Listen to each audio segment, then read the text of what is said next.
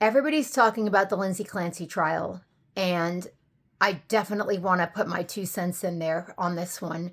I've watched a lot of the trial. Let's start off by saying, let's just assume she did this, right? And the reason I say that is because there are so many people now that have more questions after this trial has started than they did before. Everybody was on the she killed her kids, hang her up to dry bandwagon until they started seeing the gaps in the story and they started seeing Patrick on the stand and the different things that have come out. So let's start off by saying, let's just assume, yes, she did do this, right? I personally could not find her criminally responsible for this based on the fact that she was clearly 100% experiencing a mental health crisis. And she was doing everything she possibly could to get help and being failed at every single turn. She had numerous doctors prescribing numerous medications. We know for a fact that those medications have terrible mental health side effects. That is not a secret. None of her doctors were even communicating with each other. And one of the psychiatrists, I forgot her name, she literally said she didn't have access to the other doctor's files. That's what a medical release is for. A medical release form is for that. So that's just a lack of due diligence. This woman was failed at every turn. She called a suicide hotline, a crisis hotline, twice, and was told she did not fit the criteria to receive help because she didn't actually have a plan in place to end her life, which is insane. And that's a whole other conversation for another day. But now let's get into a little bit of the story that was being told.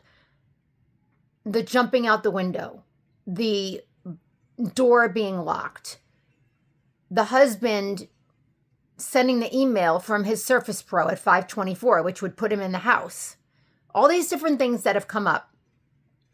Now, his behavior alone is enough to make you raise an eyebrow because he literally has no emotion. He's sitting on the stand talking about how he allegedly found his wife and children this way, and he has not a single ounce of emotion, hasn't shed a single tear. If that were any normal person, they would be in a ball in the corner of the room. This guy, stone cold, straight faced, very strange, very, very strange. The bed. People are wondering how the bed got moved or why did she move the bed? My take is that there was an altercation and the bed was moved during that altercation. I think he attempted to take her life, locked her in the bedroom so he could go downstairs to the basement and do what he was going to do to the children. And he wanted to make sure that she bled out and didn't get out of the room while that was happening, staging this, her taking her own life scene, only it didn't work, which is why I think there was blood on the handle because she was trying to get out. And then maybe she had thought better of it. And this is just one of a million theories. Maybe she had realized, wait a second, he's in the house. I can't go in the house. This guy's crazy. He's going to kill me. So what does she do? She tries to slide out the window down to the ground to get help. And the reason that I say that is because of the way she landed she would not have landed the way that she did if she had jumped out the window. Plus, if you look at the siding on the house, there's blood all the way down the siding. And there were hand marks like as if somebody were holding on to the windowsill. So my personal take is that she tried to slide down the house to get help. Then he went back in the room to make sure that she was deceased and realized she wasn't in the room and panicked and called 911 and this and that and the other thing, saying she told me she tried to end her life. Well, no, she didn't, because her thyroid was crushed and she couldn't speak.